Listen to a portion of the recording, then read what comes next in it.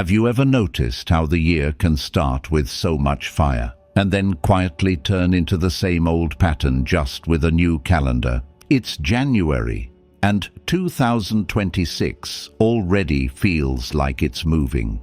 And if you're like most people, you don't actually need more motivation. You've had motivation. You've had those nights where you swear, "This is it. I'm changing." What you need is something calmer and more reliable than motivation. Something that still works on the day you're tired, the day you're disappointed, the day life does what life always does and refuses to be convenient. So let's treat goals differently this time. Not like wishes, not like a dramatic reinvention, more like an act of engineering mixed with an act of honesty. Because achieving your goals in 2026 isn't mainly about forcing yourself forward. It's about removing the invisible friction that keeps pulling you back. It's about building a way of living where progress becomes the default, not the exception. And the strange part is, the first move isn't start. The first move is to end. Step 1 is to end before you begin.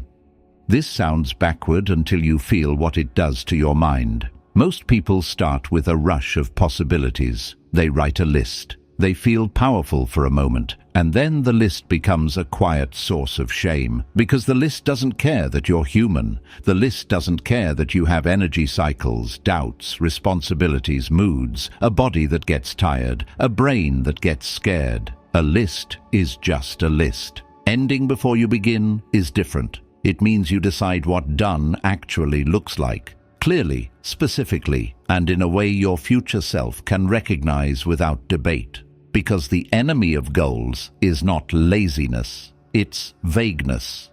Vague goals create vague days, and vague days are incredibly easy to waste. So imagine it's late December 2026, not in a dreamy way, more like you're standing in your kitchen at night, the house quiet, and you're looking back at the year with the kind of honesty you can only access when no one is watching. What would make you able to say, with a clean conscience, "I kept my word to myself"? Now here's the part most people skip. You don't just define what you want to achieve, you define what you're no longer willing to carry. You define the ending of the old pattern. Because a goal is rarely just something you add, it's usually something you replace. If your goal is to get in shape, the real ending might be the end of negotiating with excuses at 9 p.m. If your goal is to build a business, the real ending might be the end of using research as a hiding place. If your goal is to improve your relationships, the real ending might be the end of avoiding hard conversations and calling it peace. And notice what's happening. The goal stops being a fantasy. It becomes a boundary. It becomes a decision. A practical way to do this is to write one sentence that your future self would accept as proof, not 10 sentences. 1. By December 31st, 2026, I will have, and then something measurable enough that you can't trick yourself. Not perfection, proof. But there's an even more powerful move. Write an anti-ending. Write what you refuse to repeat.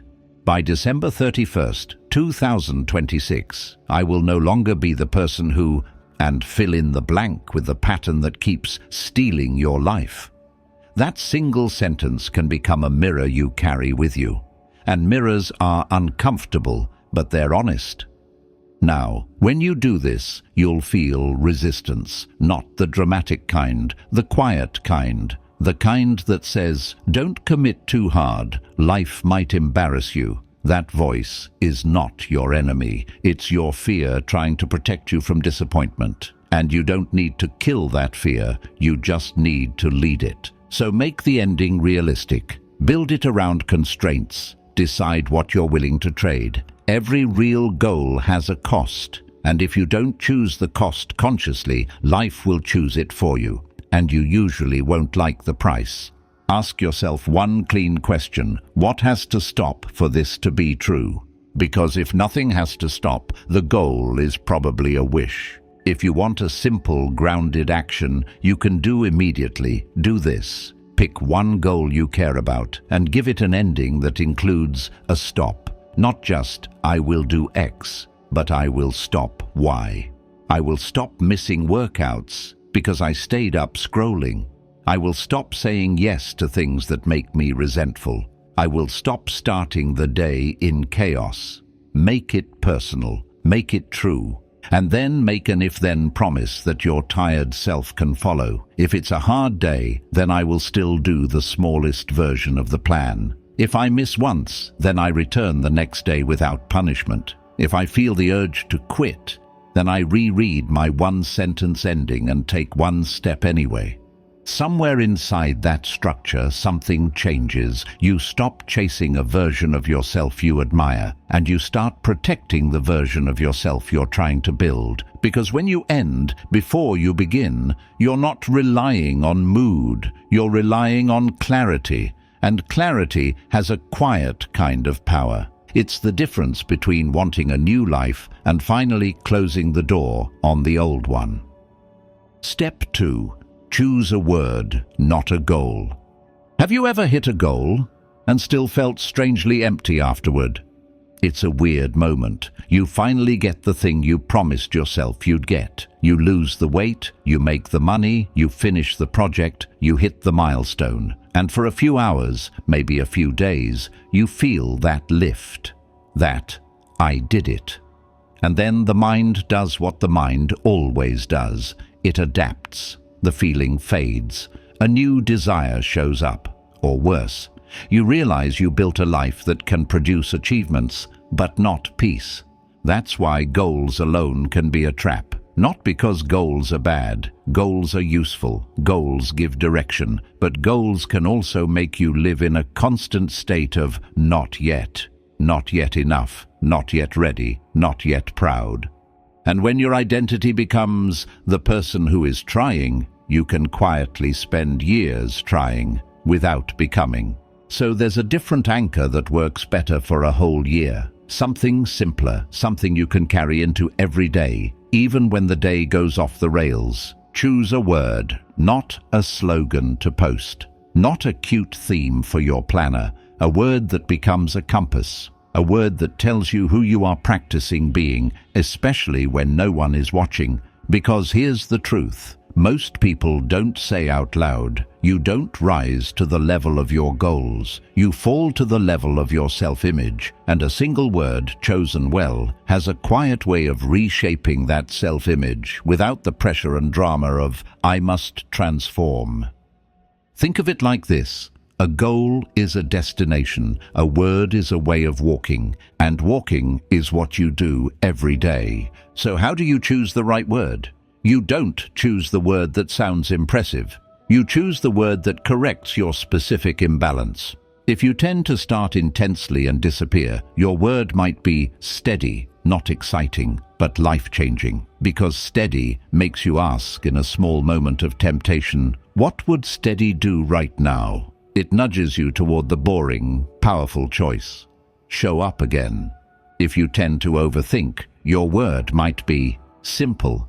Simple meals, simple systems, simple next steps. Simple becomes permission to stop complicating your own progress. If you tend to people-please and then resent everyone, your word might be boundaries, not as a weapon, as an act of self-respect. Boundaries is the word that reminds you your time is your life, and you don't get refunds.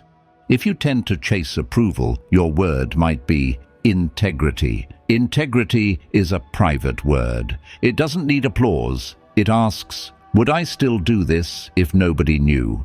That question alone can save you from 1,000 self-betrayals. If you're harsh with yourself, always pushing, always dissatisfied, your word might be gentle, not soft, not lazy. Gentle as in sustainable. Gentle as in, I can keep going without breaking myself. And you can feel it, right? The right word doesn't just sound nice, it hits a nerve. It tells the truth about what's been missing. Now, here's the subtle power of a word. It turns your year into a series of small identity votes. The Stoics had a way of speaking about this without making it dramatic. They were obsessed with the idea that you become your character through repeated choices, tiny choices, ordinary moments. Epictetus basically points at the daily practice. You train your mind the way you train a craft, by doing it again and again until it becomes you. A word is a way to bring that practice into the messiest parts of life, the parts where goals don't help much. Traffic, stress, conflict, boredom, loneliness, temptation. Because goals don't speak to you when you're about to snap at someone you love. But a word can. Goals don't guide you when you're tired at night and about to sabotage tomorrow. But a word can. Goals don't help when you feel behind and ashamed and you want to quit. But a word can. Let me make it very concrete. Imagine your word is steady. You wake up late. The day is already chaotic. Your brain immediately wants to do the usual thing. Either go hard to make up for it, or give up and call the day ruined. But steady doesn't do either. Steady says, what's the smallest honest action that keeps the chain alive?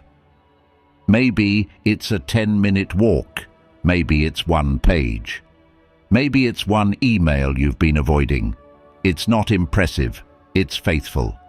And that is how people actually win years. Or imagine your word is boundaries. Someone texts you with a request that you know will drain you. The old you would say yes and then complain internally for 2 days. But boundaries steps in like a calm adult. Boundaries says, I can be kind without abandoning myself. So you answer with respect. You protect your energy. And you don't need to explain your entire soul to justify it. Now pause for a second and ask yourself this, because this is where the whole thing becomes personal. If one word could protect you from your most common self-sabotage in 2026, what would that word be? Not the word you wish were true, the word you need. And once you choose it, don't keep it abstract. Give it a job. Write down 3 real situations where you usually lose yourself. Maybe it's late night scrolling, maybe it's emotional eating, maybe it's procrastination, maybe it's snapping at people, maybe it's saying yes when you mean no. Now connect your word to those situations like a tool. If your word is steady, decide what steady looks like at 9 p.m. If your word is simple, decide what simple looks like on a Monday morning. If your word is integrity, decide what integrity looks like when nobody will catch you. This is the if-then part that turns a word into behavior. If I face my usual trigger, then I will act in alignment with my word in one small way, not 10 ways. 1. The smallest version that still counts as you. And here's the part people underestimate. You're not trying to be perfect. You're trying to build trust with yourself. A word is a promise you can keep in small pieces, and when you keep it in small pieces, you stop needing big emotional speeches to restart your life. Your word becomes a quiet leader. It also helps you filter opportunities. In 2026, you will be tempted by 1,000 things: projects, distractions, commitments, shortcuts, drama. A word gives you a simple question. Does this move me toward the person I'm becoming, or away from them? And that question matters, because time is not just hours. Time is attention. Time is identity. What you repeatedly give yourself to, you become. So choose the word. Keep it close. Say it before you open your phone in the morning. Say it when you're about to negotiate. Say it when you're about to quit. Not like a spell, like a reminder of your direction. Because a goal is something you reach once. A word is something you live every day. And when you live it every day, the goals start happening as a side effect, almost quietly, because you're no longer trying to force a new life. You're practicing being the kind of person who naturally creates it. Step 2. Choose a word, not a goal. Have you ever hit a goal and still felt strangely empty afterward?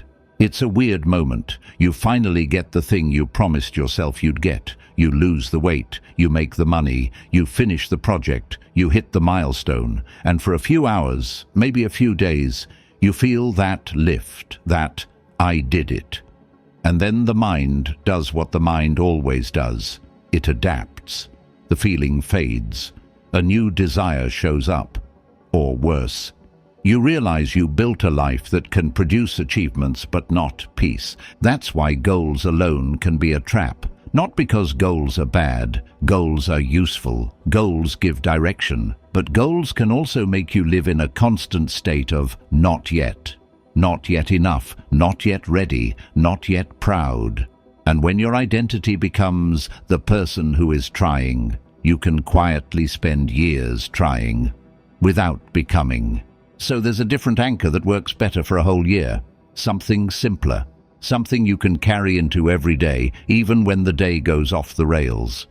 Choose a word. Not a slogan to post, not a cute theme for your planner, a word that becomes a compass, a word that tells you who you are practicing being, especially when no one is watching. Because here's the truth, most people don't say out loud. You don't rise to the level of your goals. You fall to the level of your self-image. And a single word, chosen well, has a quiet way of reshaping that self-image without the pressure and drama of "I must transform." Think of it like this. A goal is a destination. A word is a way of walking, and walking is what you do every day. So how do you choose the right word? You don't choose the word that sounds impressive. You choose the word that corrects your specific imbalance. If you tend to start intensely and disappear, your word might be steady, not exciting, but life-changing. Because steady makes you ask, in a small moment of temptation, what would steady do right now? It nudges you towards the boring, powerful choice. Show up again. If you tend to overthink, your word might be simple. Simple meals, simple systems, simple next steps. Simple becomes permission to stop complicating your own progress. If you tend to people please and then resent everyone, your word might be boundaries, not as a weapon, as an act of self-respect. Boundaries is the word that reminds you your time is your life and you don't get refunds. If you tend to chase approval, your word might be integrity. Integrity is a private word. It doesn't need applause. It asks, would I still do this if nobody knew? That question alone can save you from 1,000 self-betrayals.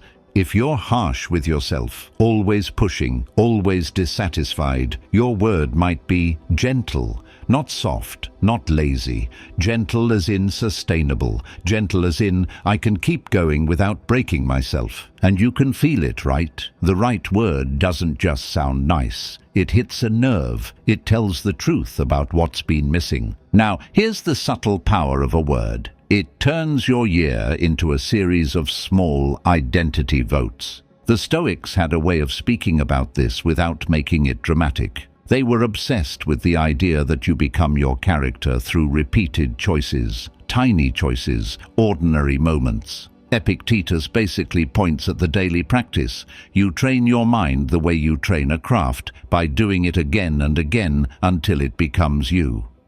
A word is a way to bring that practice into the messiest parts of life, the parts where goals don't help much.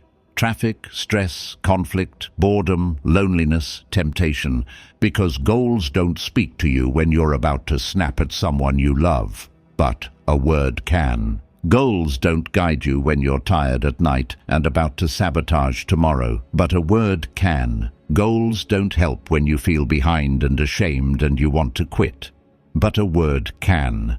Let me make it very concrete. Imagine your word is steady. You wake up late. The day is already chaotic. Your brain immediately wants to do the usual thing, either go hard to make up for it or give up and call the day ruined. But steady doesn't do either.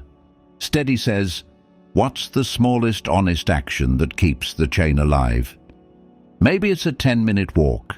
Maybe it's one page. Maybe it's one email you've been avoiding. It's not impressive. It's faithful.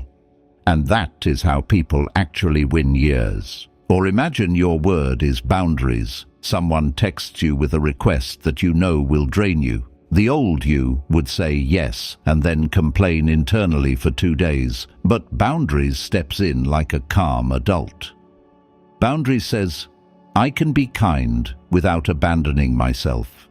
So you answer with respect. You protect your energy, and you don't need to explain your entire soul to justify it.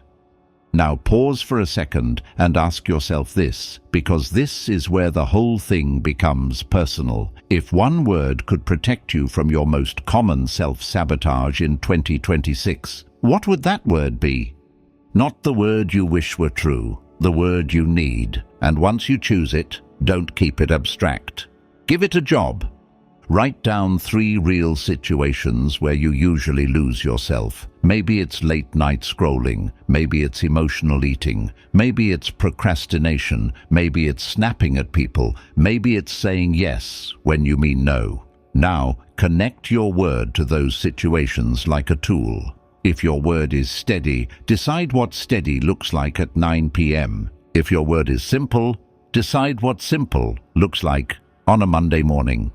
If your word is integrity, decide what integrity looks like when nobody will catch you. This is the if-then part that turns a word into behavior. If I face my usual trigger, then I will act in alignment with my word in one small way, not 10 ways.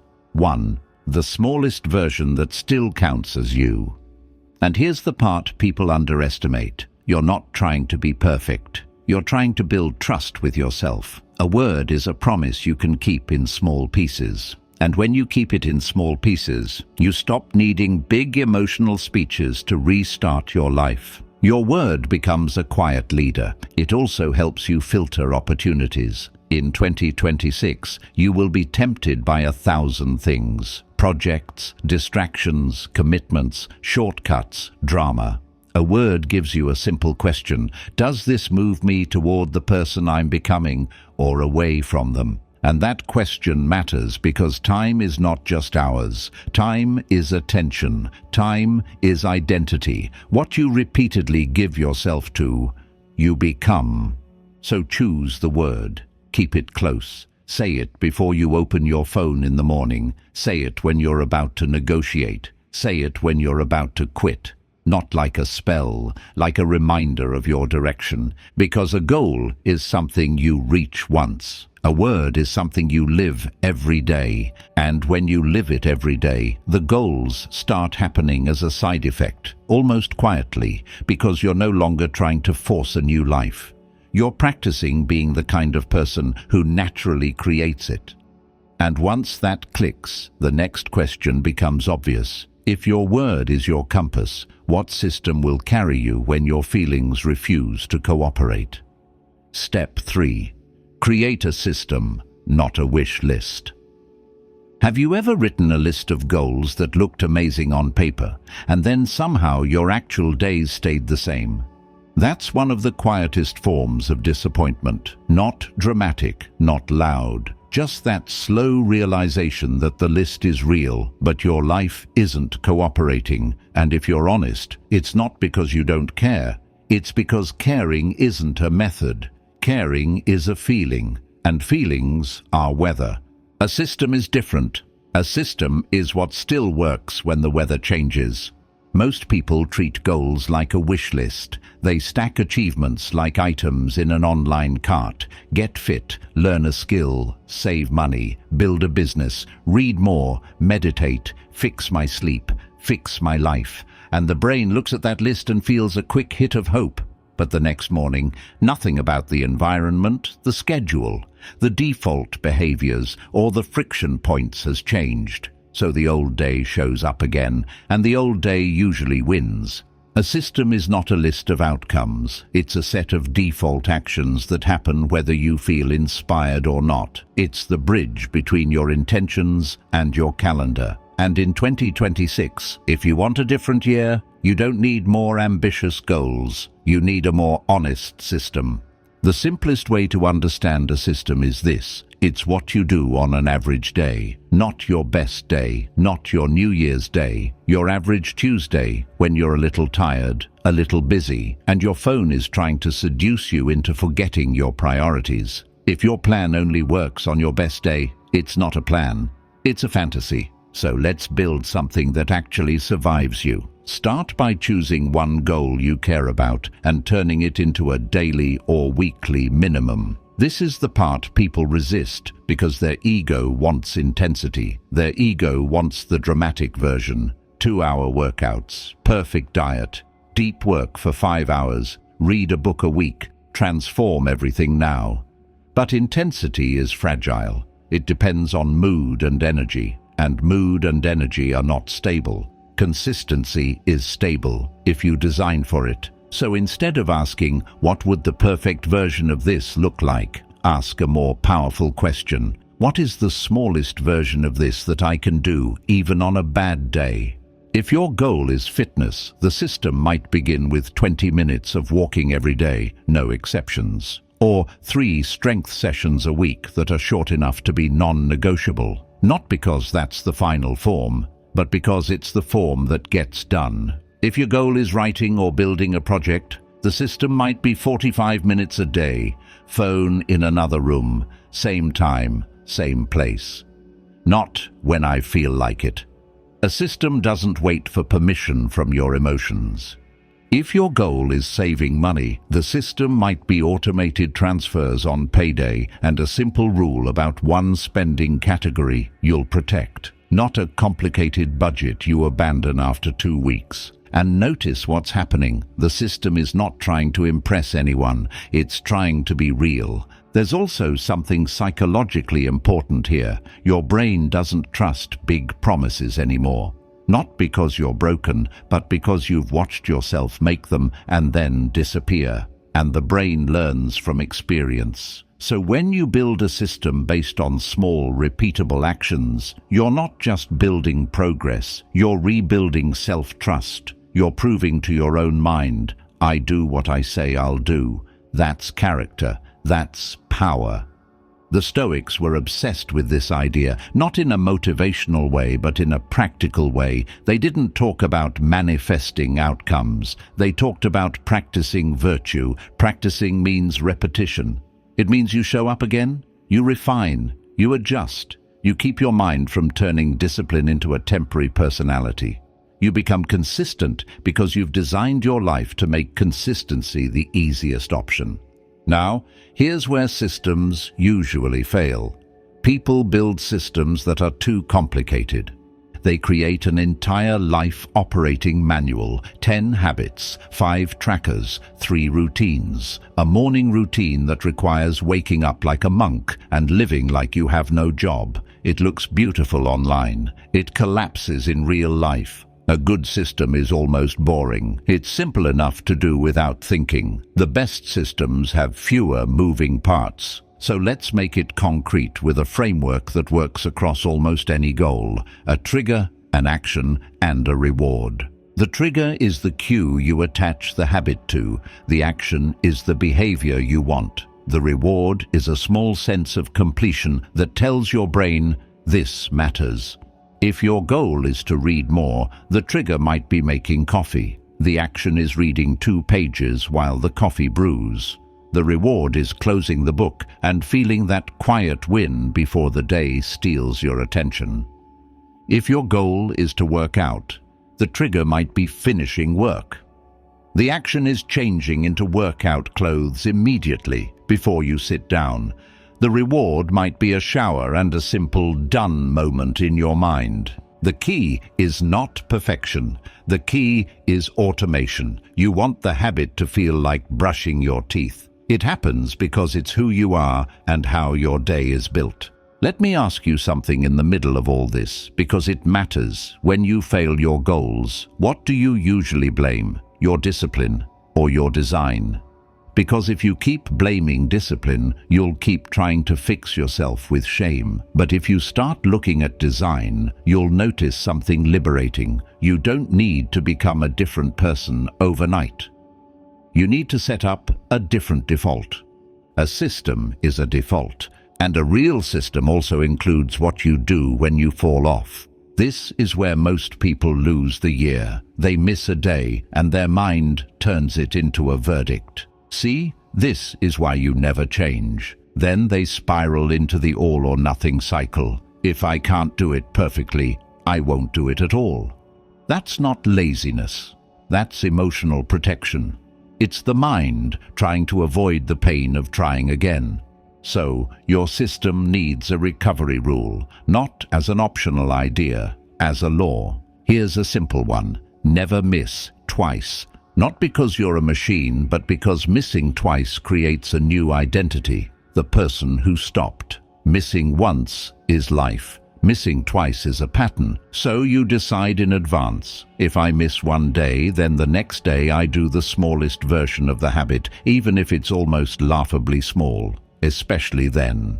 That small return is how you keep your identity intact. And this is the if-then instruction for step 3, the kind that saves years. If you feel overwhelmed by your goals, then shrink the action until it becomes inevitable, and do it at the same time tomorrow. You don't need a heroic day. You need a repeatable day. Now let's go even deeper, because there's a quiet truth behind systems. Your system is not just what you do, it's what you refuse to debate. Every time you debate a habit, you create exhaustion. You turn a simple action into a daily courtroom drama. But when you decide once, you conserve energy. You protect attention. You stop negotiating with your future. So choose your non-negotiable block for one priority.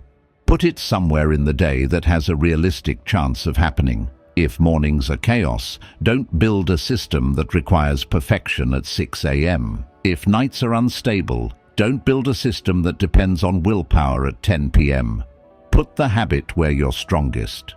Systems are honest about human nature, and then you protect the system with one boundary. 1. Maybe the boundary is no phone until the habit is done. Maybe it's workout clothes ready the night before. Maybe it's subscriptions cancelled, so scrolling isn't the default. The boundary is the guardrail that keeps the system from being bullied by your old patterns. And what you'll find is this. Once the system exists, the goal stops feeling like a distant mountain. It becomes a path under your feet. That's when progress starts to feel calmer, less emotional, more inevitable. And the next step is almost a natural continuation of this idea, because once your system is built, you start noticing something else. The space you live in, the screens you touch, the people around you. They are either feeding your system or starving it. And that takes us directly into step 4. Step 4. Upgrade your environment. 2. Have you ever had a day where you swore you were going to be disciplined? And then one small thing ruined it. One notification, one snack sitting on the counter, one quick scroll that turned into 40 minutes. That's not because you're weak. That's because your environment is stronger than your intentions. And this is one of the most freeing truths you can accept in 2026. You don't need superhuman willpower. You need fewer battles. You need a life where the right choice is the easy choice more often than the wrong one.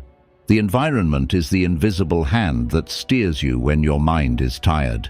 It's the silent architect of your habits.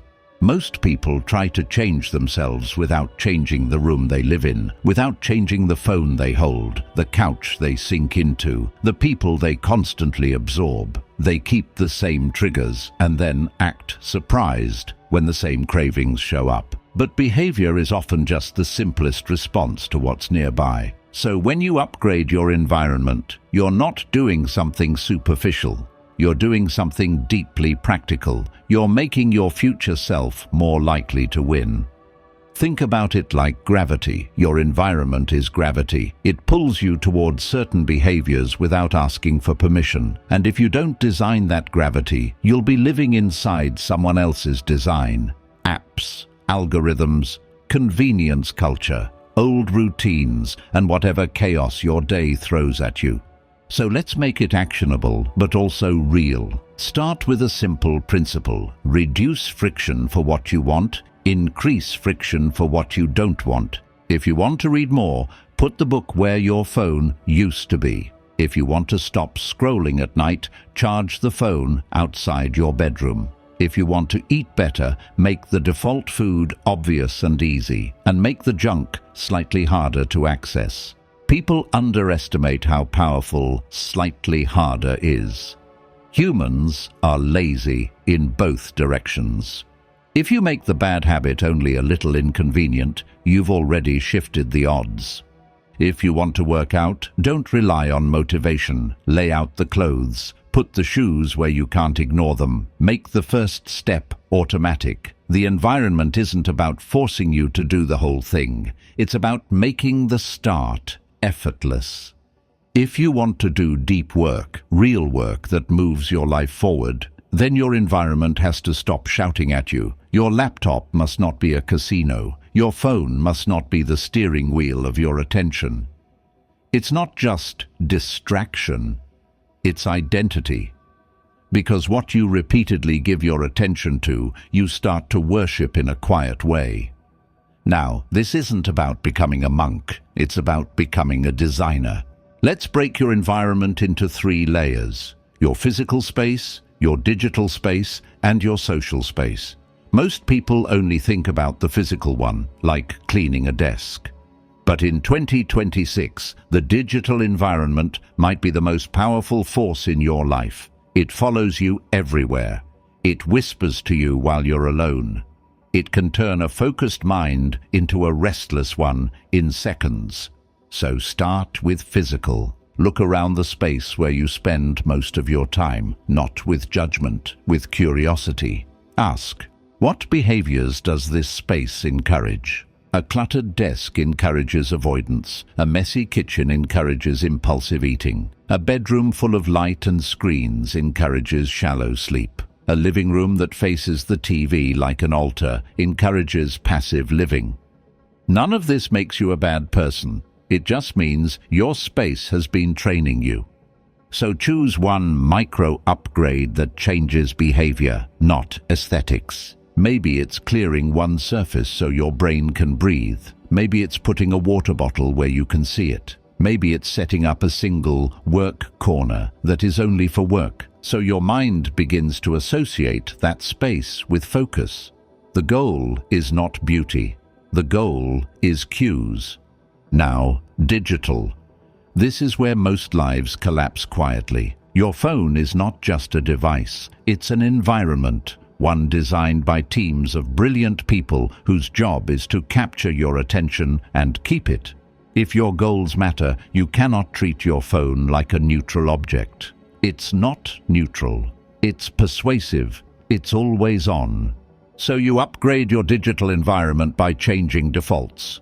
Turn off notifications that are not truly essential. Not later, now. Because every notification is a tiny theft of attention, and attention is the currency you pay to build your future. When you lose attention, you don't just lose time, you lose direction. Move distracting apps off your home screen, or better, delete them for a period. Not because you'll never use them again, but because you're reclaiming control. You're telling your mind, I decide what enters my awareness. And here's something that sounds small but changes everything. Make your home screen boring. Boring is a superpower. A boring screen doesn't seduce you. It doesn't trigger loops. It gives you space to choose. If you want to be even more serious, set specific access windows for the apps that steal the most from you. One window in the afternoon, one in the evening. And outside those windows, the apps are off limits. You're not trying to remove pleasure from life. You're trying to remove compulsion. Now, social. This is the layer people avoid because it's emotionally complicated. But it matters because the people around you are an environment. Their habits influence your habits. Their standards influence your standards. Their chaos can become your chaos. Their cynicism can become your inner voice. And this isn't about cutting everyone off. It's about recognizing influence. Ask yourself, who makes your goals feel normal? and who makes your goals feel like a joke. Some people will not support your growth, not because they hate you, but because your growth reminds them of what they're avoiding. Your discipline becomes a mirror they didn't ask for, and instead of looking at themselves, they try to pull you back down into comfort with them. So here's a clean rule for 2026. Protect your momentum. Momentum is fragile. It doesn't like drama. It doesn't like negativity. It doesn't like constant explanation. You need more time with people who respect your focus, even if they don't fully understand it. And you need less time in spaces where your mind becomes scattered and reactive. Now let me ask you a question that can change your year if you answer it honestly. What is one environment in your life, physical, digital, or social, that keeps pulling you back into your old self? Don't answer with a dramatic thing. Answer with the true thing, the small, daily thing, the one that quietly sabotages you, because that's where your power is. And now the practical instruction, the if-then that makes this real. If you keep failing the same goal, then don't blame your character first. Change the environment first. Remove one trigger. Add one cue. Make the next right action easier. Make the next wrong action harder. Here's a simple way to apply it today. Do a 1-hour environment reset. 1 hour only. Set a timer. In that hour, do 3 moves. 1 physical, 1 digital, 1 social. Physical, remove 1 friction point. Clear the desk. Prep the gym clothes. Put healthy food in plain sight. Digital, turn off 3 notifications and remove 1 distracting app from your home screen. Social, send 1 message or make 1 plan with someone who supports your growth, or gently decline 1 thing that drains your energy. That's it. Small, targeted, done. Because environment upgrades are not about intensity, they're about leverage. And the best part is, once your environment begins to support you, you start noticing something else. You stop needing perfect days. You start building progress on imperfect days, which leads directly into the next step, the one that saves people from quitting, breaking the all-or-nothing cycle. Step 5. Break the all-or-nothing cycle. Have you ever noticed how 1 small slip can feel like the end of the whole story? You miss 1 workout and your mind says, well, there goes the week. You eat 1 thing you didn't plan to eat, and suddenly the day feels ruined. So you keep eating because, in your head, it's already over. You wake up late, you scroll for too long, you procrastinate for an hour, and something inside you quietly decides, I blew it. And the strangest part is, that single moment doesn't just change what you do next. It changes who you believe you are in that moment. That's the all-or-nothing cycle. It's not a discipline problem, it's an identity problem. It's the mind turning 1 imperfect moment into a permanent label. And if you want to achieve your goals in 2026, this is one of the most important battles you'll fight. Not against the world, but against the way your own brain tries to interpret reality when things don't go perfectly. Because here's what's true. Perfection is not required for progress. But the belief that perfection is required will destroy progress. All-or-nothing thinking is emotional. It's the mind trying to avoid discomfort. It says, if I can't do this right, I'd rather not do it at all, because doing it imperfectly forces you to face something vulnerable. The fact that you're still learning, still building, still human. So step 5 is about building a different relationship with imperfection. Not by lowering your standards, but by raising your intelligence. Think about how people actually get strong in the gym or in life. They don't get strong by never failing. They get strong by failing safely, recovering quickly, and returning again. The muscle doesn't grow during the perfect rep. The muscle grows during the repair. And your character works the same way. You don't become reliable by never slipping. You become reliable by returning without drama. Most people don't quit because the goal is too hard. They quit because they make the mistake mean something about them. They turn "I missed today" into "I always fail." They turn "I messed up" into "I'm not that kind of person." They turn "I lost momentum" into "I don't have what it takes." That's not logic. That's a story. And stories are powerful because the mind will act in alignment with the story it believes. The Stoics understood this in their own language. They didn't have modern psychology terms, but they knew the mind adds interpretation to events. They knew the difference between what happens and what you tell yourself about what happens. And when you catch that difference, you gain freedom. Because you can't always control whether you stumble, but you can control whether you turn the stumble into an excuse to disappear. So let's get practical. The all-or-nothing cycle usually follows a pattern. It starts with an unrealistic rule. I have to do this perfectly. Then real life happens. You break the rule. Then comes shame. And shame is heavy. Shame makes you want relief. So you seek relief through avoidance, distraction, indulgence, quitting.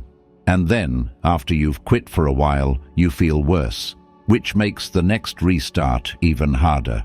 That's how people lose months, then years, while thinking they're only losing a day.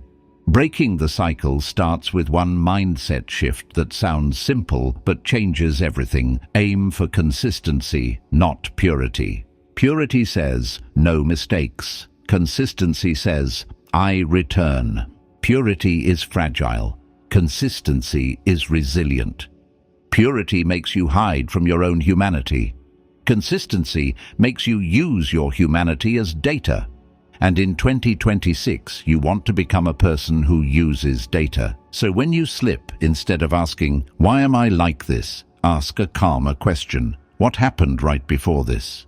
Because habits are not moral failures. They are patterns, and patterns can be adjusted. Maybe you ate badly because you slept badly. Maybe you scrolled because you felt lonely. Maybe you skipped the workout because the plan was too ambitious for a normal day. Maybe you procrastinated because you didn't know the first step. When you ask what happened right before, you stop being at war with yourself. You become a student of your own behavior. Now here's the part that really matters. You need a rule for what you do after a slip. Most people have rules for their perfect day. Very few people have rules for their imperfect day. And that's the year right there. Your 2026 will not be defined by your best days. It will be defined by what you do after the days that disappoint you. So we build a recovery protocol, not a motivational speech. A protocol, something you don't argue with. One simple protocol is the minimum viable win. When the day goes off track, you don't try to salvage it with intensity. You salvage it with a small act of integrity. You do the smallest version of the habit that keeps your identity alive. If your plan was a full workout, the minimum viable win might be 10 minutes of movement, a walk, a few push-ups, something that says, I still show up. If your plan was deep work for an hour, the minimum viable win might be 15 minutes with the phone away, a single paragraph, a single solved problem, a single honest start. If your plan was eating clean all day, the minimum viable win might be one clean meal next, not tomorrow, next. And you might think, that's too small. But small is not weak. Small is strategic. Small is how you keep the chain from breaking. Small is how you prevent one mistake from becoming a season. Let me ask you something that's uncomfortable but important. When you slip, do you try to punish yourself back into discipline? A lot of people do. They skip meals, they do extreme workouts, they make harsh rules. But punishment creates fear, and fear is not a stable foundation for growth. Fear might make you comply for a moment, but it doesn't make you trust yourself. And without trust, every goal becomes exhausting. You live like you're constantly trying to control a wild animal inside you. A better approach is firm kindness. Kindness without softness. Firmness without hatred. That balance is rare, but it's what creates a person who can sustain a long project. So here's the central truth of step 5. Your job is not to be perfect. Your job is to recover quickly. Recovery speed is everything. If you can recover in hours instead of days, you win the year. If you can recover in 1 day instead of 1 week, you win the year.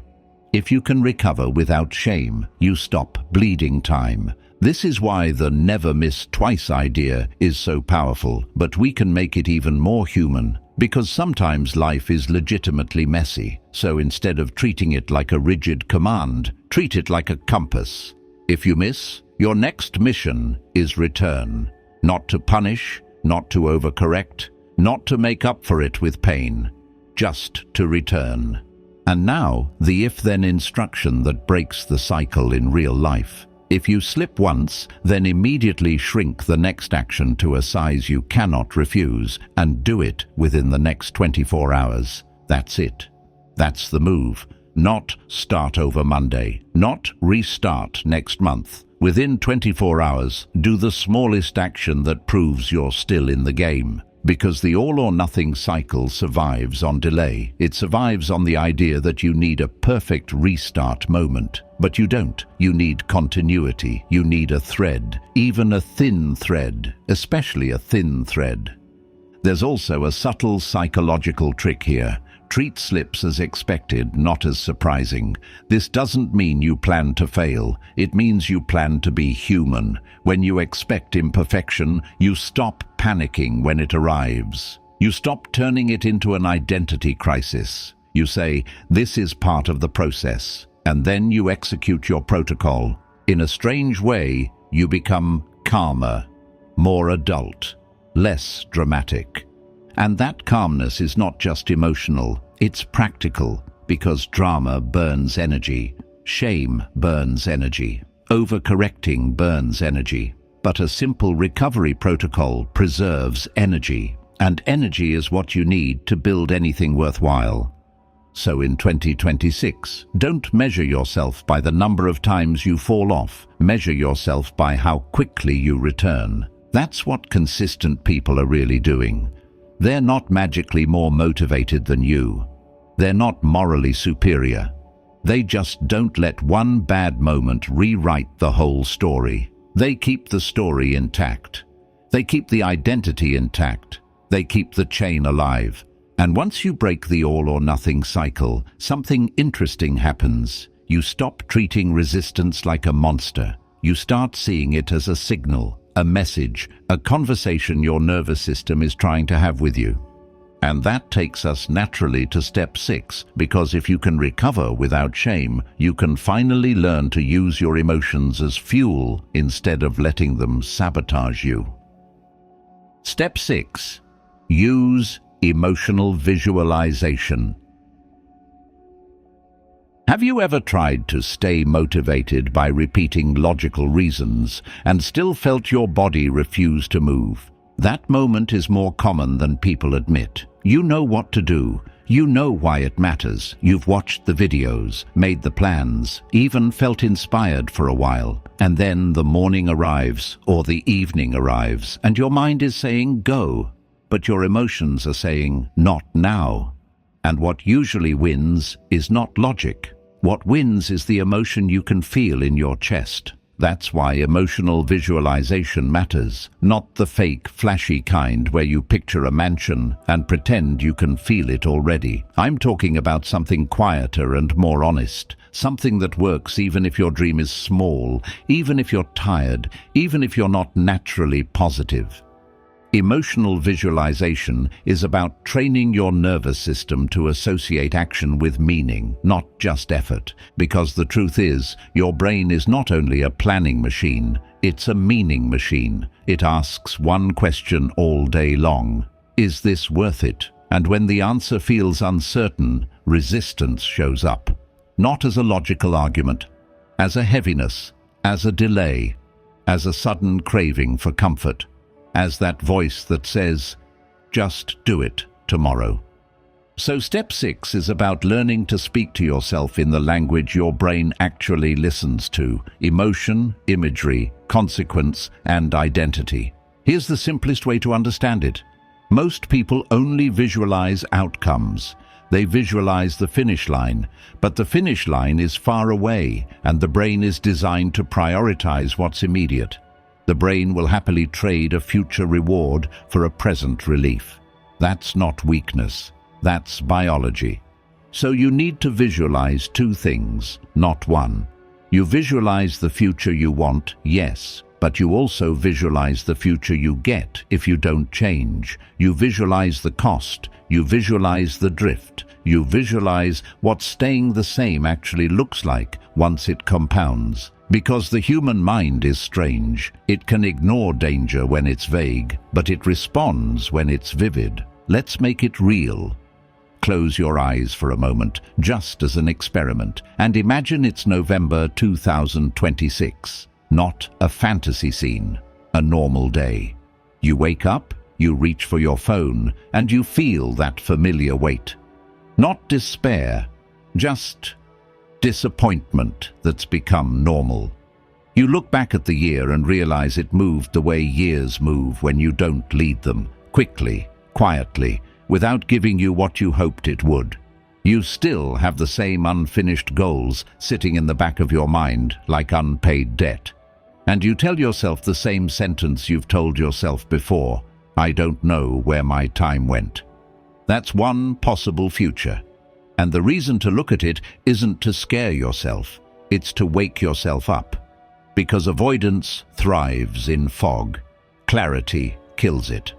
Now imagine the other version of November 2026. Again, keep it normal, not perfection, just progress. You wake up and your body feels different, not because life is easier, but because you've kept promises. You trust yourself more. You're not constantly negotiating. Your mind is quieter because it has evidence. You've built something, maybe a stronger body, maybe a calmer routine, maybe a skill, maybe savings, maybe a business, maybe just a sense of personal dignity that you haven't felt in a long time. And in that quiet moment, you feel something rare: self-respect. Notice the difference between those two scenes. One is drift, the other is direction, and your daily choices decide which one becomes real. This is emotional visualization at its core. You make the future emotionally present, so the present becomes easier to navigate. But there's another layer most people miss, and it's the most useful one. You don't just visualize the end, you visualize the moment of resistance itself. Because the real battle isn't in December. The battle is tonight. The battle is when you don't feel like it. The battle is when nobody is clapping. The battle is when the couch looks warm and the work looks heavy. So you rehearse that moment in your mind. You picture yourself reaching the point where you usually quit, and you picture yourself doing the next right thing anyway. This is not cheesy. This is training. Athletes do this. Surgeons do this. Pilots do this. They mentally rehearse the hard parts so their nervous system doesn't panic when reality arrives. And you can do the same with your habits. So here's a simple practice. Choose one habit you're trying to build in 2026 and identify the exact moment you typically break. Not "I lack discipline," but the moment, the scene. Maybe it's 7:30 a.m. You feel groggy and the bed feels like gravity. Maybe it's 9:40 p.m. You're bored and your hand reaches for the phone. Maybe it's the moment you open your laptop and feel overwhelmed, and you suddenly want to clean the house instead of do the work. Now, visualize that scene, feel it, and then, in the visualization, do one small action that breaks the pattern. Not a heroic action, a realistic one. If it's the gym, visualize yourself putting on your shoes, just shoes. If it's work, visualize yourself opening the document and writing one sentence. If it's eating, visualize yourself drinking water and making the next meal simple instead of dramatic. And here's the key. In the visualization, attach an emotion to the action, not hype, meaning. Picture the quiet pride you feel when you keep a promise. Picture the relief you feel when you don't have to carry regret into tomorrow. Picture the calm confidence of being someone who follows through. Because when you attach emotion to the action, you're teaching your brain, this effort is worth it. Let me ask you a question in the middle of this, and answer it honestly, even if you don't like the answer. When you imagine your future, do you mostly imagine the reward, or do you also imagine the regret? A lot of people avoid imagining regret because it feels uncomfortable. But regret is not your enemy. Regret is information. Regret is your future self trying to communicate with you before it's too late.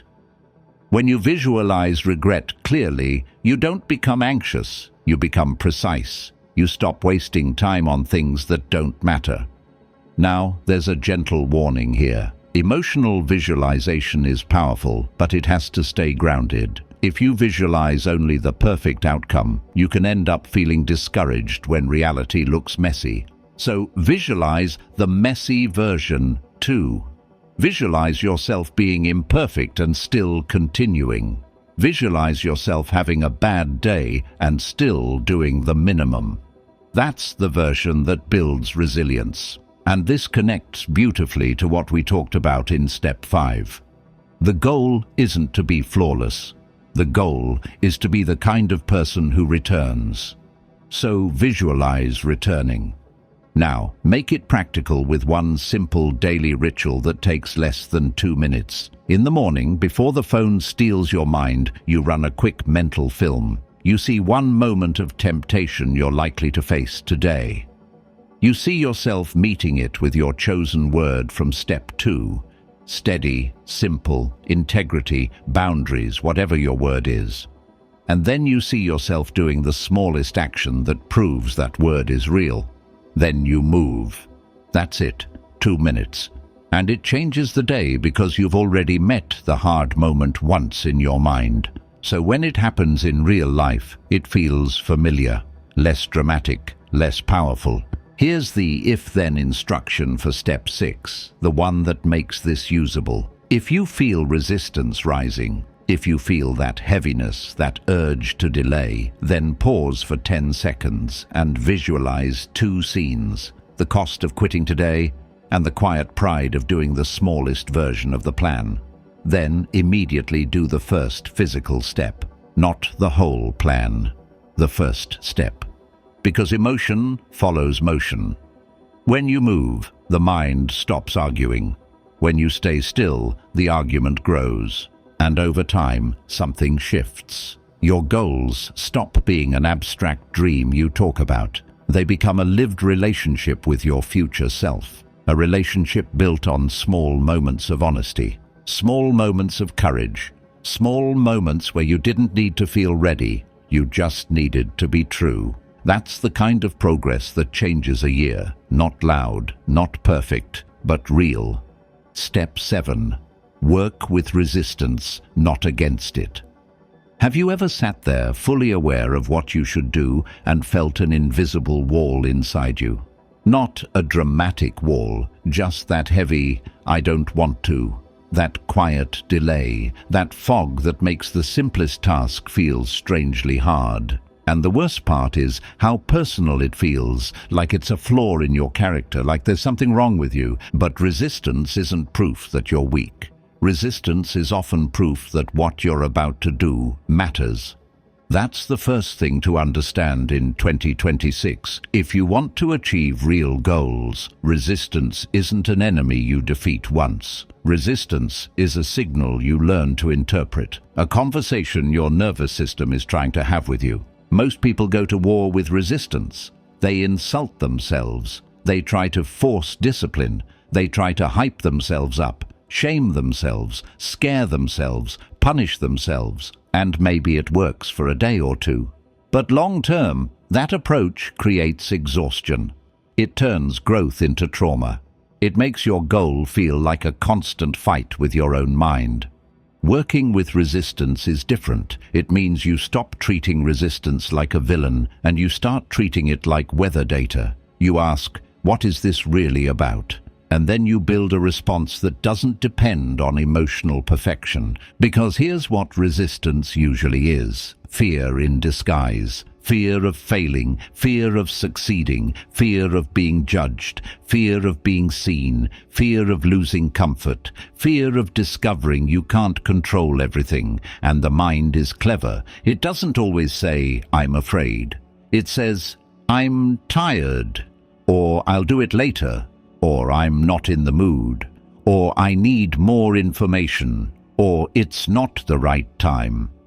Resistance is often just fear wearing a practical outfit. The Stoics had a deep respect for this kind of internal battle. They didn't romanticize it, but they saw it clearly. They knew you can't control the first impulse, the emotion, the wave, the fear. But you can control the second move, the interpretation and the action that follows. In other words, you can't always stop resistance from arriving, but you can choose how you relate to it. So let's make it concrete.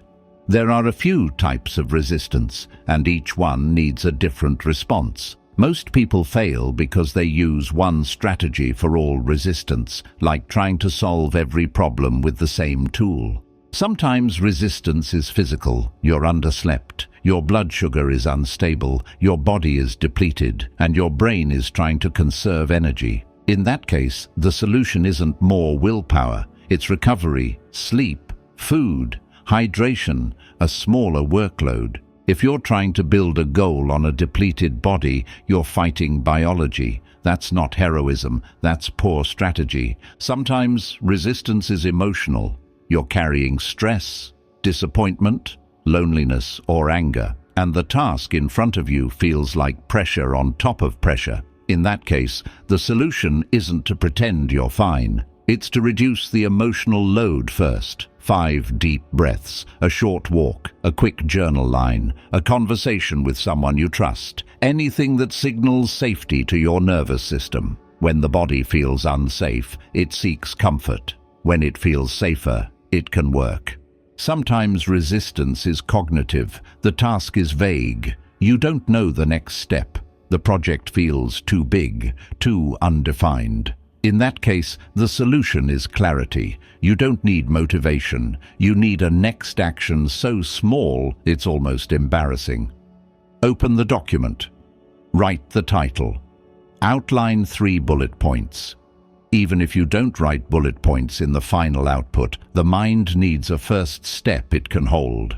And sometimes resistance is identity-based. This is the deepest one. It's when the goal threatens the old you. It threatens your comfort zone. It threatens the story you've lived inside for years. And your mind protects the old identity even if it hurts you because it's familiar.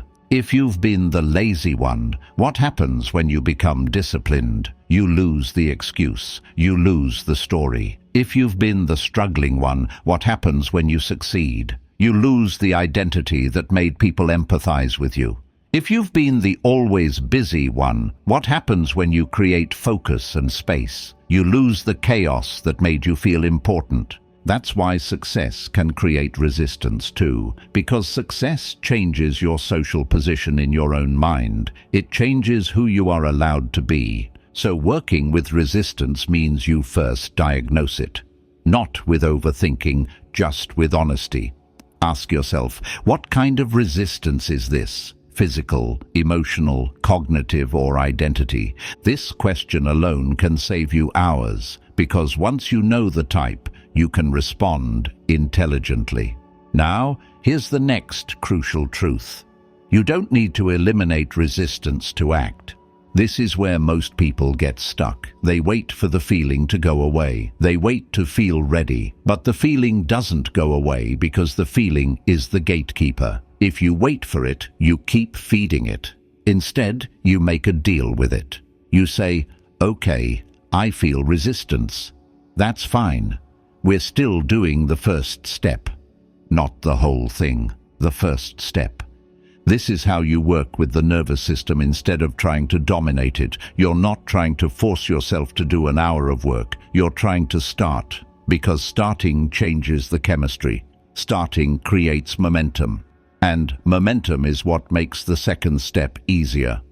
There's also something compassionate in this approach.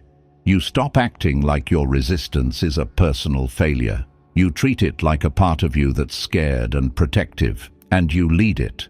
Like a calm parent leads a child who doesn't want to go to school. You don't scream at the child. You don't negotiate for 2 hours. You calmly guide. I know you don't want to. We're going anyway, and you'll be okay. Now let's talk about a practical method you can use in real time. It's simple, and it works because it respects how the brain actually operates. Name the resistance, out loud if you can. I'm avoiding because I'm afraid it won't be good. I'm avoiding because I'm tired. I'm avoiding because I don't know where to start. I'm avoiding because I'm scared of what changes if I succeed. Naming it removes some of its power. It takes it out of the shadows. When something is unnamed, it feels like the whole sky. When you name it, it becomes a cloud. Then reduce the task. Whatever you are about to do, shrink it until it feels almost too easy. Because the point isn't to win the whole day in one move. The point is to break the spell. If your resistance is heavy, your action should be light. If your mind is screaming, your step should be quiet. If you feel stuck, your next move should be obvious. This is not lowering standards. This is preserving continuity. And here's the question I want you to sit with, because it exposes so much. Do you want progress, or do you want the emotional drama of progress? Some people secretly chase the drama. They like the story of, I'm fighting my demons. They like the intensity of starting over. But the drama is expensive. It burns energy. And it often becomes a substitute for actual change. Quiet progress is less exciting, but it's how people win. So in 2026, you don't need to be intense. You need to be consistent, and working with resistance is how you stay consistent without breaking yourself. Now the if-then instruction for step 7, the one you can actually use tonight. If you feel resistance, then don't try to crush it. Identify what kind it is, name it in one sentence, shrink the task to a 2-minute start, and begin immediately. 2 minutes. You're not committing to the whole habit, you're committing to 2 minutes. And here's the secret. 2 minutes is rarely the end. 2 minutes is the doorway. And even if it is the end sometimes, that still counts. Because you're training a deeper habit. The habit of returning. The habit of not letting discomfort decide your future.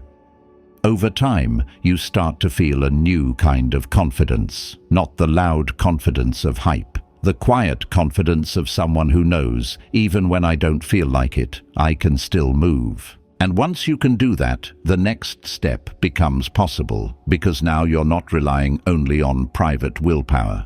You can begin to use something outside of yourself. Accountability that turns your goals into commitments you respect. Step 8. Build public accountability. Have you ever promised yourself something with full sincerity, and then watched that promise dissolve the moment life got uncomfortable? It's not because you don't mean it. It's because private promises are easy to renegotiate. When the only witness is you, the mind becomes a very skilled lawyer. It starts presenting arguments. You've had a long day. You can start tomorrow. No one will know. It's not that serious. And the problem is, those arguments are not always wrong.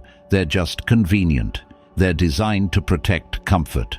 Public accountability changes the courtroom. It doesn't magically make you disciplined, but it changes the cost of quitting. It creates a small social weight that keeps you from floating away when motivation fades. And there's something ancient about this. Humans have always been shaped by the tribe. Not because we're weak, but because we're wired for belonging. The same social brain that makes you care what people think can also be used to help you keep your word, if you do it wisely. Now, when people hear public accountability, they often imagine something loud, performative, and stressful. They imagine posting a big declaration online and then feeling pressured or embarrassed. That's not what I mean. The goal is not to turn your life into a performance. The goal is to create a small circle of witness so your goal becomes more real. Because when something is spoken, it changes. When something is shared, it gains weight. It leaves the private world of someday and enters the shared world of I'm actually doing this. But to make accountability useful, not toxic, you have to set it up in a way that protects your psychology. There are two dangers here. One danger is choosing the wrong people. People who mock you, distract you, or secretly enjoy seeing you fail. Another danger is using accountability as a substitute for action, talking about your goals so much that you get the emotional reward without doing the work. Some people announce goals and then lose urgency because their brain confuses attention with progress. So step 8 is about building quiet, intelligent accountability. Accountability that supports you instead of draining you. Start with a simple truth. The best accountability is specific and measurable, not, I'm going to change my life. That's too vague. Better is, I will train 3 times a week for the next 8 weeks, or I will publish 1 piece of content every week, or I will save X amount monthly. Something you can verify without debate. Remember, step 1, ending before you begin. Accountability works best when the finish line is clear. Now choose the form of accountability that fits your personality. There are different levels. The simplest level is a single person you respect, a friend, a partner, a sibling, a mentor, someone who won't flatter you and won't shame you, someone who will simply ask, "Did you do it?" And you will feel that small internal pressure to answer honestly. This is the powerful part. Accountability isn't about being controlled. It's about having a mirror you can't lie to easily. Another level is a small group, a weekly check-in with 2 or 3 people working on their own goals. Not a group chat that becomes memes and noise. A real check-in. What did you do? What did you miss? What will you do next week? Simple, calm, honest. When it's small and consistent, it becomes a rhythm. Another level is public commitment through output. This is the most useful form for creators, entrepreneurs, and anyone building a skill. You don't just say you're working, you publish evidence. A weekly post, a weekly video, a weekly report. It doesn't need to be perfect. It needs to exist. Output becomes accountability because it creates a timeline, a trail, and a trail is hard to fake. Now, there's a deeper psychological idea here that matters. Identity is social. Even if you're introverted, even if you like privacy, your self-image is partly shaped by how you believe you're seen. That's why people often rise when they're around someone they respect. Not because they're pretending, but because the presence of a witness activates a better version of them. So choose a witness that activates your better self. But make it safe. This is important. Accountability should create clarity, not anxiety. If you pick a witness who humiliates you, your brain will associate your goal with fear and you'll avoid it. If you pick a witness who is too soft, you'll keep renegotiating. The sweet spot is respect and calmness. Someone who won't panic if you fail, but also won't let you pretend.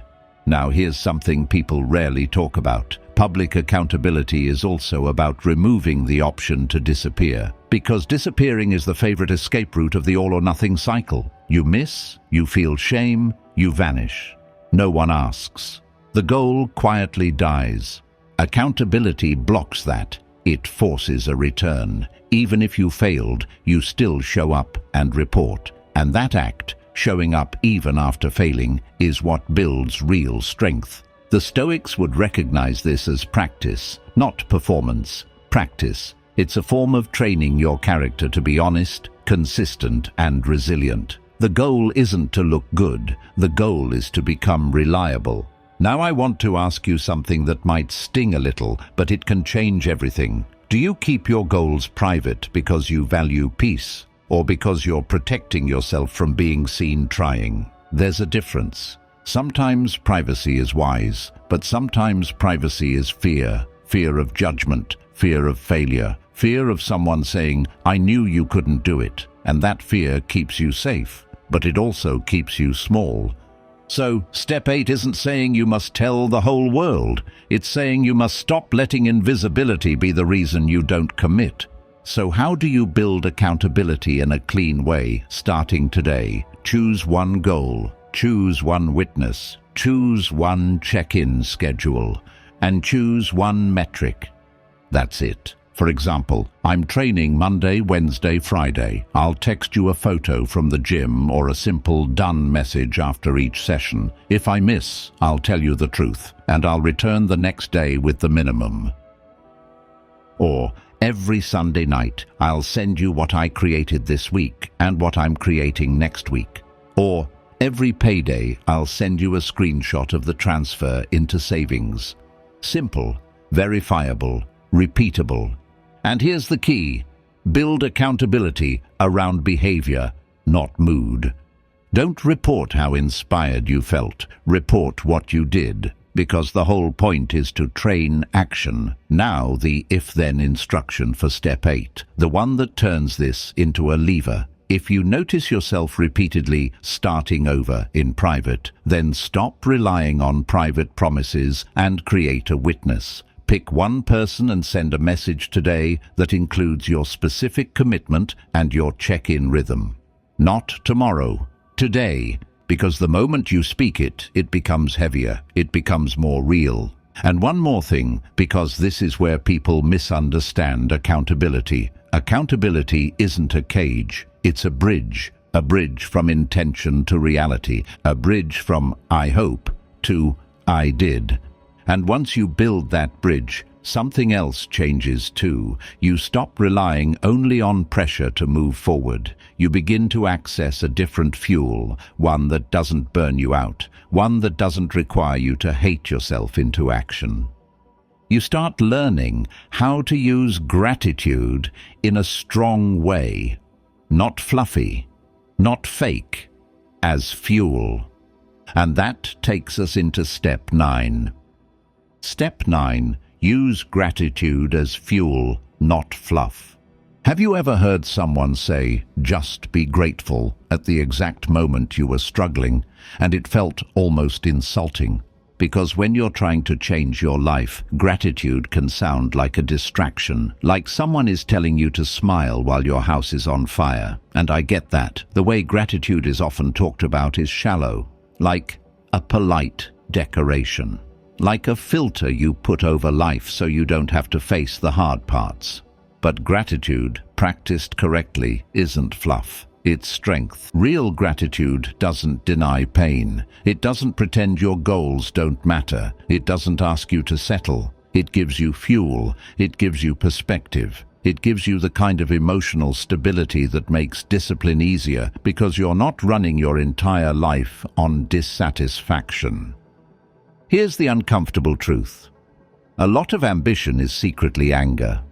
Anger at where you are, anger at what you wasted, anger at what people did to you, anger at what you didn't get. And anger can create motion, but it's a fire that burns the person carrying it. It makes you intense, then tired. It makes you productive, then empty. It makes you achieve things and still feel like you're losing. Gratitude is a different kind of power. It's not passive. It's not, "I guess this is fine." It's more like, "I see what's already good here, and I refuse to waste it."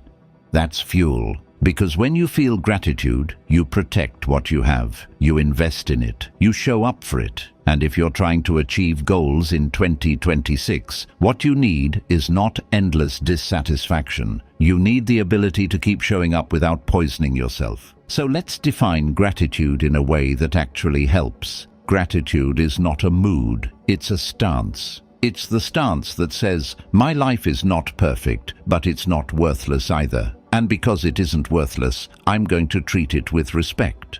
That's why gratitude and discipline are connected. When you respect your life, you stop wasting it. When you respect your time, you stop giving it away to things that leave you hollow. When you respect your body, you stop treating it like a garbage can for stress. And that's the opposite of fluff. That's maturity. The Stoics had a way of talking about this without calling it gratitude journaling. They talked about appreciating what is. They talked about the fragility of things. They talked about impermanence, not to make you depressed, but to make you awake. Because when you remember that what you have is not guaranteed, you stop postponing your life. You stop saying, "I'll take care of myself later." You stop saying, "I'll spend time with them later." You stop saying, "I'll start when it's convenient," and you start acting like this day matters. That's gratitude as fuel. But we still need to make it practical, because if gratitude stays abstract, it becomes exactly what you hate: soft words that don't move the needle. So here's the real application. Gratitude should increase your standards, not lower them. Most people think gratitude means be content, but the strongest form of gratitude says, because I have this chance, I will not waste it. If you're grateful for your body, you move it. If you're grateful for your mind, you protect its focus. If you're grateful for your family, you show up with patience. If you're grateful for your opportunity, you work.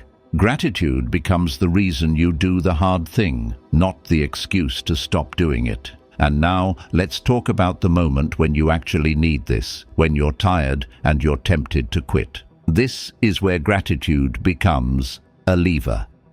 When you're tired, your brain starts bargaining. Skip it. Rest. You deserve comfort. Sometimes rest is right, but often the brain uses rest as a mask for avoidance. And the problem is, avoidance doesn't truly rest you.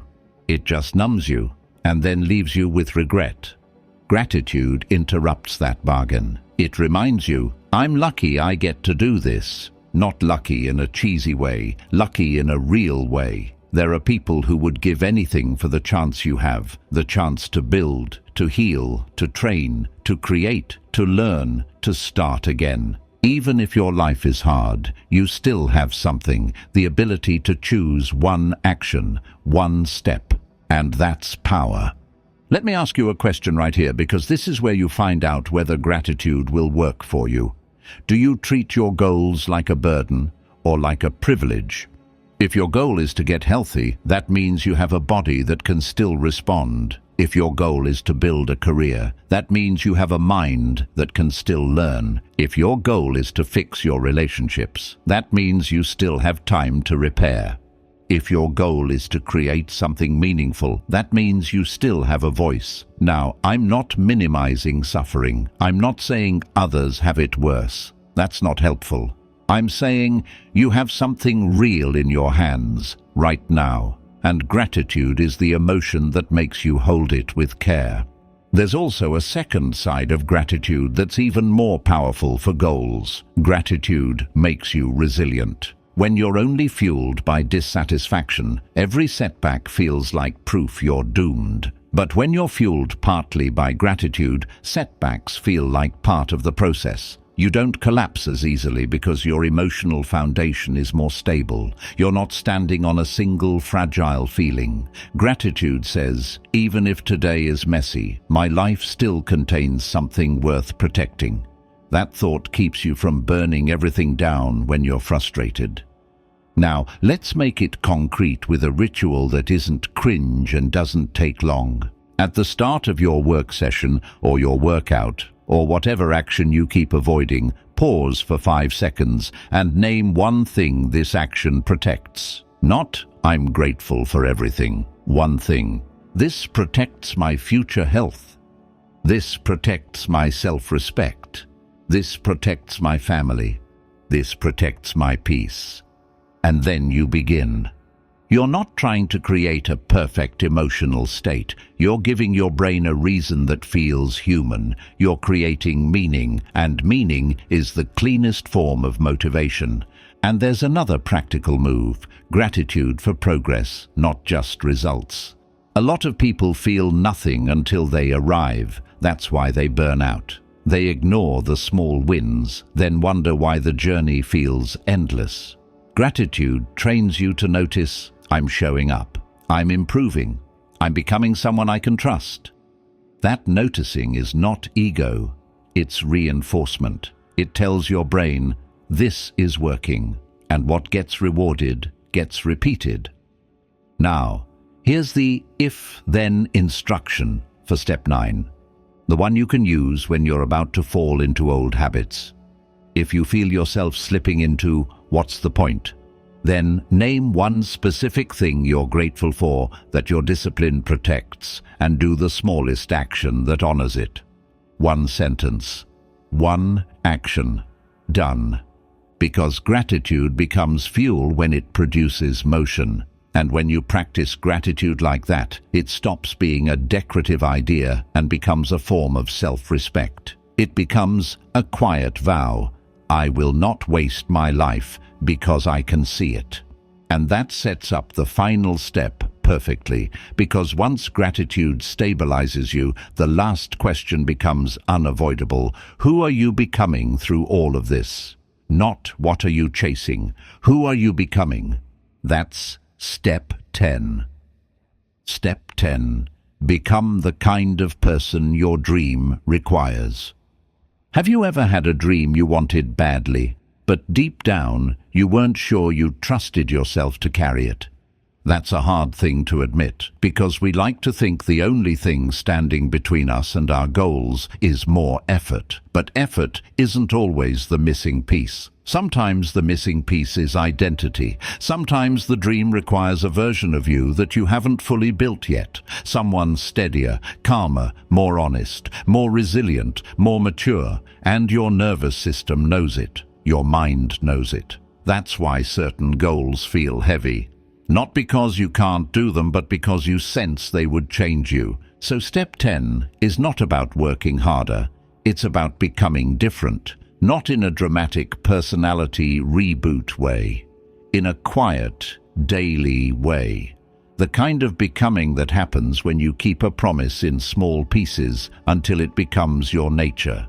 This is the end of the goal conversation and the beginning of the character conversation. And if you get this, 2026 stops being a year of chasing outcomes and becomes a year of building a self you can rely on. Because here's the secret that makes goals actually work. The goal is not the point. The person you become on the way is the point. A goal is a mirror. It shows you who you need to become. If your dream is to build something meaningful, the mirror might reveal your relationship with focus, your relationship with discomfort, your ability to stay with a task when the initial excitement fades. If your dream is to transform your body, the mirror might reveal your relationship with patience, your relationship with food as comfort, your ability to show up consistently when the scale doesn't reward you immediately. If your dream is to earn more money or build a business, the mirror might reveal your relationship with risk, your relationship with rejection, your ability to make decisions without constant reassurance.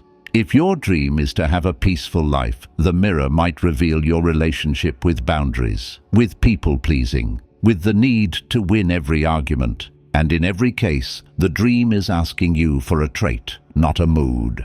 A trait. That's what become the kind of person your dream requires really means. It means you identify the traits that naturally produce the outcomes you want, and you practice them until they become you. This is ancient wisdom in a modern language. The Stoics spoke about this constantly. Character over circumstance, virtue over vanity, the inner person over the outer reward. They weren't saying outcomes don't matter. They were saying outcomes are unreliable teachers.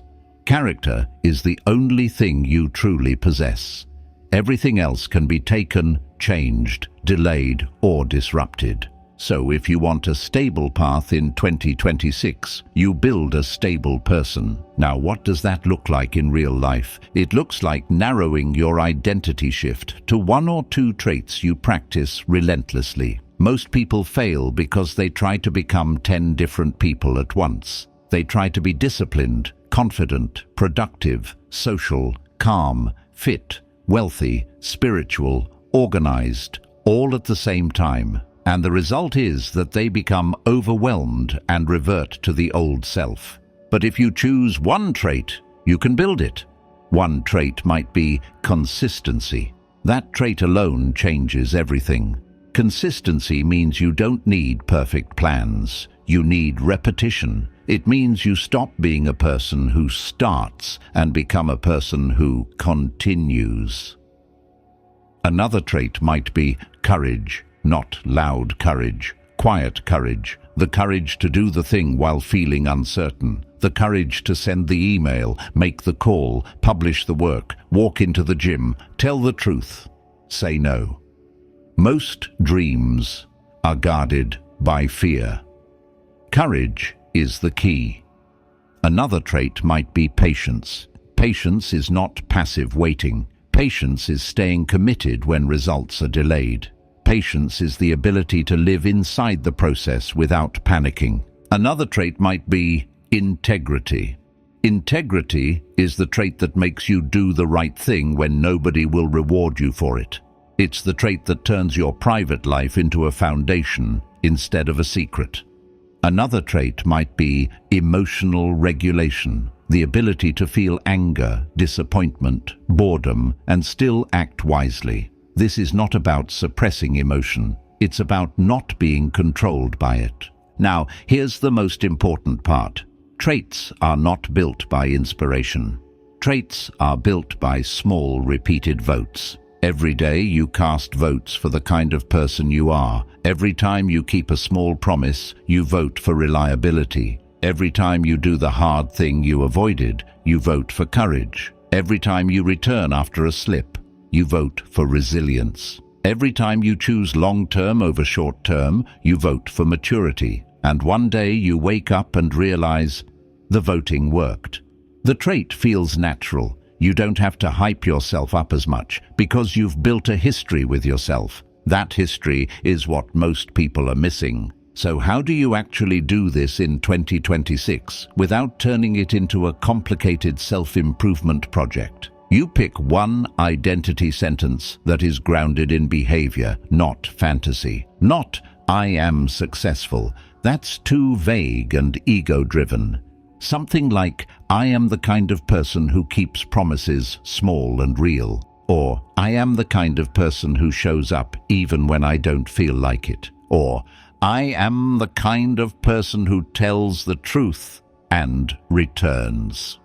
Then you connect it to the system you built in steps 3 and 4. You make that identity sentence a daily practice. And here's a powerful move. Measure identity, not outcomes. Outcomes are slow. Outcomes are sometimes noisy. Outcomes are affected by variables you can't control. But identity actions are immediate. You can control whether you show up today. You can control whether you do the minimum. You can control whether you avoid or face the discomfort. So at the end of the day, you don't ask, "Did I achieve everything?" That question will make you hate your life. You ask, "Did I act like the person I'm trying to become at least once today?" Just once, because one vote a day is how you build a year. Now let me ask you the question that ties everything together, and it's a question you should answer privately with honesty. What kind of person does your dream require that you are not consistently being right now? Don't answer with shame. Answer with clarity. Maybe your dream requires you to be consistent, but you've been impulsive. Maybe your dream requires you to be courageous, but you've been hiding. Maybe your dream requires you to be patient, but you've been quitting when results are slow. Maybe your dream requires you to be organized, but you've been chaotic and calling it busy. Whatever it is, that's your trait. That's your focus. That's your work. And now we add the if-then instruction, because without it, this stays poetic. If, then, for step 10, if you feel overwhelmed by the size of your dream, then stop thinking like an achiever and start thinking like a builder. Ask what trait you need today and take one action that proves it. If you need consistency, do the minimum and keep the chain alive. If you need courage, do the thing you're avoiding for 5 minutes. If you need patience, stay with the process one more day without renegotiating. If you need integrity, tell the truth to yourself and return. One action, one vote. And here's the final piece, the quiet ending that makes it all feel real. Your dream is not asking for a perfect version of you. It's asking for an honest version of you, a version that doesn't disappear when it gets hard. A version that doesn't need drama to move, a version that can carry responsibility without collapsing. And if you build that person, 2026 becomes a different kind of year. Not because everything goes your way, but because you do. You become someone who can handle the chaos without losing yourself inside it. So hold your dream gently, but hold your standards firmly. Choose your ending, choose your word, build your system, shape your environment, recover fast, visualize with emotion, work with resistance, create witness, use gratitude as strength, and then day by day become the kind of person your dream requires. Because the real miracle isn't achieving the goal. The real miracle is looking in the mirror at the end of the year and knowing, quietly, clearly, you didn't abandon yourself. Have you ever reached the end of a year and realized the hardest part wasn't what happened to you? It was how many times you didn't show up for yourself. That's the kind of honesty that can hurt for a second, but it can also set you free, because if you can see it clearly, you can change it clearly. So as you step into 2026, don't treat your goals like a lottery ticket. Treat them like a relationship with your future self. And relationships don't survive on big promises. They survive on small proofs, small returns, small moments where you could have taken the easy exit, and you didn't. End before you begin, so you're not chasing fog. Choose a word so your year has a compass when your mood collapses. Build a system so your progress doesn't depend on inspiration. Shape the room, the phone, and the people around you, so your environment stops pulling you backwards. Break the all-or-nothing spell, so one imperfect day doesn't steal the whole year. Use emotional visualization so your body remembers why it matters. Work with resistance so you stop turning discomfort into a personal defeat. Build accountability so your promises stop being easy to renegotiate. Use gratitude like strength so ambition doesn't turn into bitterness. And then the most important thing, become the kind of person your dream requires. Not someday, not after you feel ready. Today, in one small action, in one honest vote. Because the future doesn't arrive as a grand moment. It arrives as 1,000 ordinary decisions. And one day, you look back and realize those decisions built a different life. If this landed for you, take a quiet second right now and choose one thing you'll do in the next 24 hours that your future self would thank you for. Something small, something real, something that proves you're not waiting for the perfect mood anymore. And if you want more of these calm, practical reflections, more episodes that help you think clearly, act steadily, and build a life you respect, go to the channel and explore the other videos. There's a lot there for the part of you that's ready to grow without noise. Take a breath and then take the next step.